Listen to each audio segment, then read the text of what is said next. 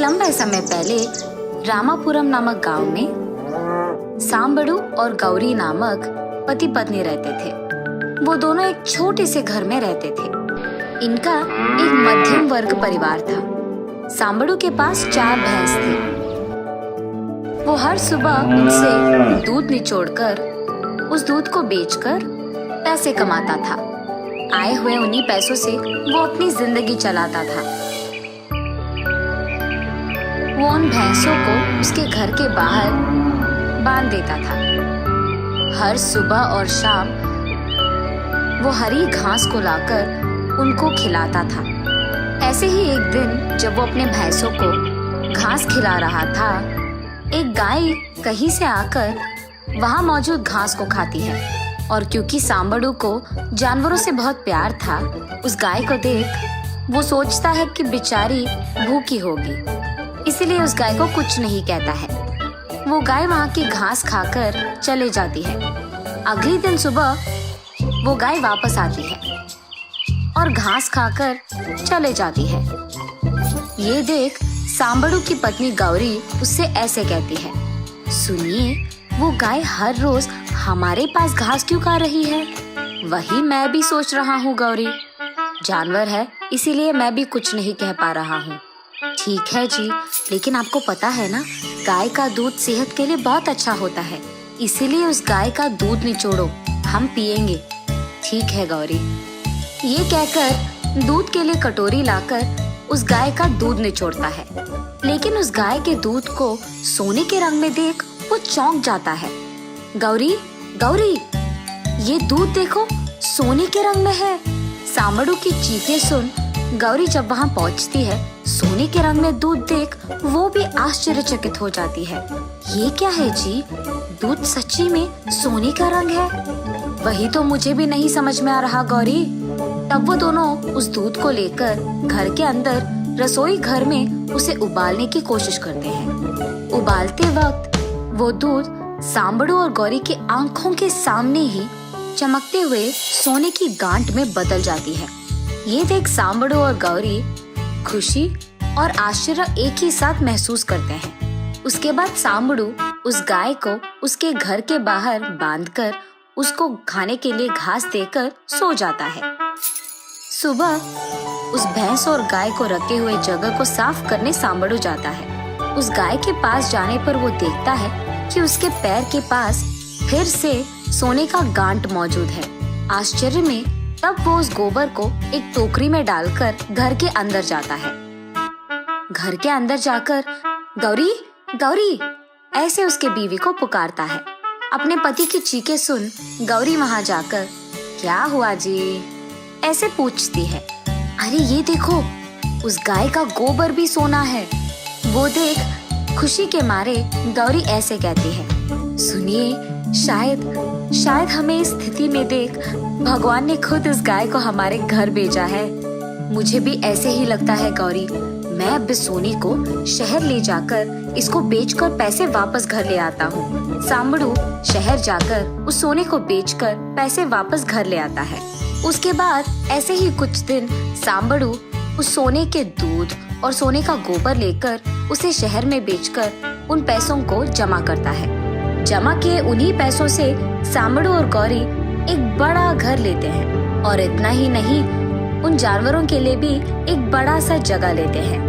ऐसे ही वो उस गाय के दूध और गोबर से आए हुए पैसों को जमाते रहता है सांबड़ू। सांबड़ू को ऐसे ही एकदम अमीर बनते देख गांव में सारे लोग उसी के बारे में बात करने लगते हैं।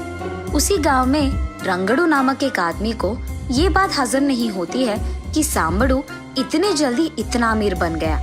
रंगड़ू को जानना था कि सांबड़ू ऐसे अचानक अमीर कैसे बन गया, इसीलिए वो एक रात सबके सोने के बाद सांबड़ू के घर चोर की तरह जाता है। सांबड़ू के घर में मौजूद सोने का गोबर देते एक गाय को देखता है। आहा, तो सांबड़ू इसके द्वारा कमा रहा है। ऐसे सोचकर वो उस गाय को हासिल करने का एक योजना बनाता है। रंगड़ू अगले दिन सुबह ही सांबड़ू के घर जाकर उससे ये कहता है, सांबड़ू, तुम्हारे घर आए हुए गाय मेरी है। वो हमारे घर से भाग गई है। मैं हर रोज उसे ढूंढ रहा हूँ। जब मैंने सबसे पूछा तो उन्होंने बताया कि तुम्हारे घर आई है, मुझे मेरा गाय वापस दे दो यार। ये सुनकर सांबड़ू, क्या ये तुम्हारी गाय है? नहीं हो सकता, अब मैं उसका पालन कर रहा हूँ, मैं नहीं दूंगा, ऐसे कहता है। कैसे नहीं दोगे? वो मेरी गाय है, बहुत पैसों से उसे खरीदा है मैंने। अब अगर तुमने उस गाय को वापस नहीं किया तो मैं तुम्हें पंचायत लेके जाऊंगा और वहां मैं सबके सामने बोलूंगा कि तुमने मेरी गाय की चोरी की है। तब वो गाय के साथ जुर्माना भी भरने बोलेंगे। पंचायती का नाम सुनते ही सांबड़ू बेचारा डर कर, ठीक है लेके जाओ, ऐसे कहता है। उस गाय को लेकर दुष्ट हंसी हंसते हुए जाता है रंगड़ू। उस गाय को रंगड़ू उसके घर ले जाकर उसे बाहर बांधकर उसके पास मौजूद सारे पैसों को दावे पे लगाकर उस गाय के लिए अच्छी गुणवत्ता की घास खिलाता है रंगड़ू।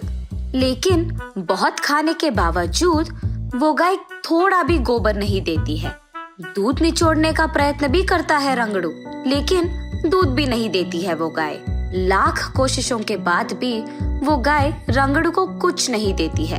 फिर रंगड़ू को लगता है कि उस गाय को परेशान करने पर वो शायद दूध या गोबर देगी, इसीलिए वो उसे परेशान करने लगता है। लेकिन उसके बावजूद वो रंगड़ू को कुछ नहीं देती है। उसे परेशान करते हुए देख उस गाय को बहुत गुस्सा आता है, इसीलिए वो रंगड़ू को लात मारती है और उसके सींग से मारती है।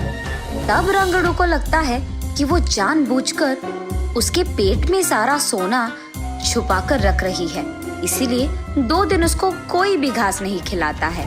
बेचारी गाय से भूखा पेट सहा नहीं गया, इसीलिए वो एक रात रस्सियों को तोड़कर वहाँ से चले जाती है।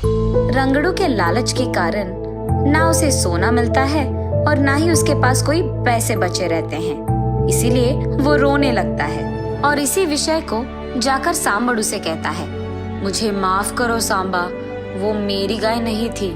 मैंने देखा कि वो गाय तुझे सोना दे रही थी, इसीलिए लालच में आकर मैंने ऐसे किया।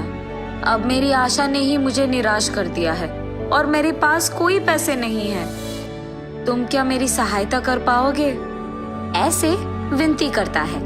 गाय के चले जाने की वार्ता सुन सांबड़ू बहुत निराश होता है। जब वो गाय भूखी थी मैंने उसे खिलाया, इसीलिए उसने मेरी मदद की है। मैंने ये सब कभी लालच में आकर नहीं किया, मैं सिर्फ अपना काम कर रहा था। ये सब तुम्हारे लालच के कारण ही हुआ है। अच्छा, उसको भूखा रखने के कारण ये तो होना ही था, अब भुगतो। ये कहकर अंदर चले जाता है सांबड़ू। सारे पैसे खोकर रंगड़ू रोते रहता है।